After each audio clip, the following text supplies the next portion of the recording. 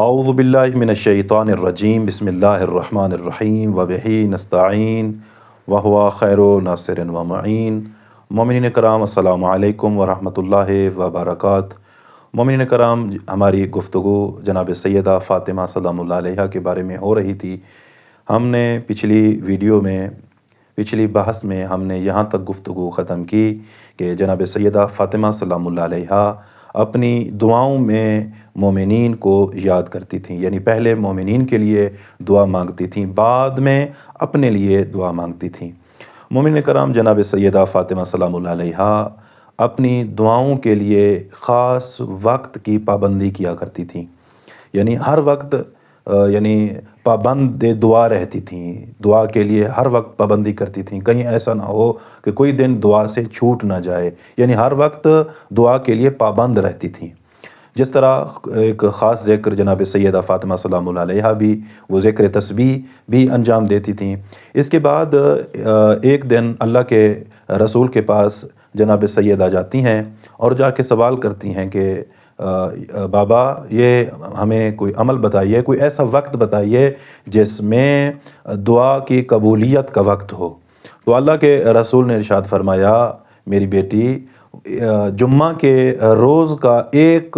خاص وقت ہے، اگر اس میں کوئی مومن، کوئی انسان بھی، کوئی مسلمان بھی جو بھی اس وقت میں، اس ساعت میں، اس گھڑی میں دعا مانگے گا تو اس کی دعا رد نہیں ہوگی، اس کی دعا حتمی قبول ہوگی۔ تو جناب فاطمہ سلام اللہ علیہا فرماتی ہیں کہ بابا، وہ کون سا وقت ہے، وہ کون سا ساعت ہے، وہ کون سی گھڑی ہے کہ جس میں ہم اس وقت دعا کریں تو ہماری دعا قبول ہو جائے۔ تو اللہ کے رسول نے ارشاد فرمایا، وہ ایک خاص وقت ہے، وہ یہ اللہ کے رسول نے فرمایا کہ جمعے کا دن کا وہ وقت جب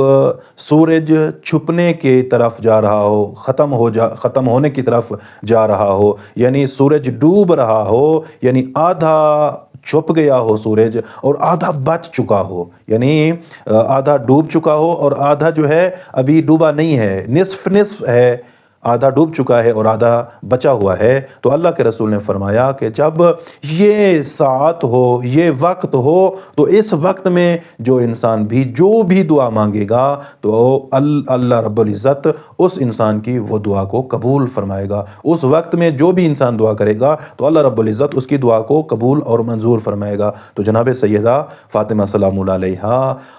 ہر جمعے کو اس وقت کا انتظار کیا کرتی تھیں۔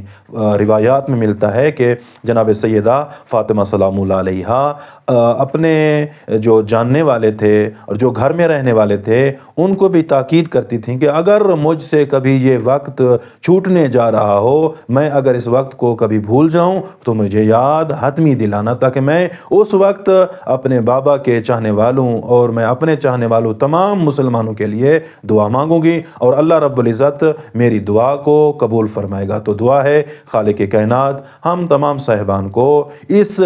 وقت میں، یعنی اس جمعہ کے اس خاص وقت میں دعائیں مانگنے کی توفیق عطا فرمائے۔ والسلام علیکم ورحمۃ اللہ وبرکاتہ۔